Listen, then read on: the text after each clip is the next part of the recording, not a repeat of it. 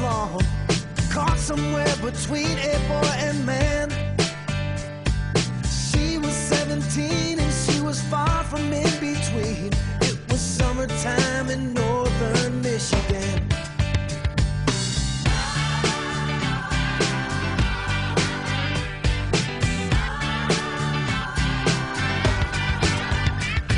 Splashing through the sandbar, talking by the campfire. It's the simple things in life, like when and where. We didn't have no internet, but man, I never will forget the way the moonlight shined upon her hair.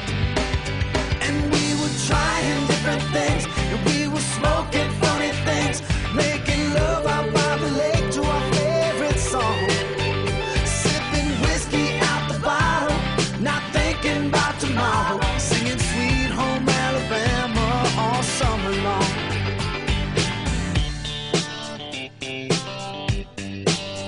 Singing Sweet Home Alabama all summer long.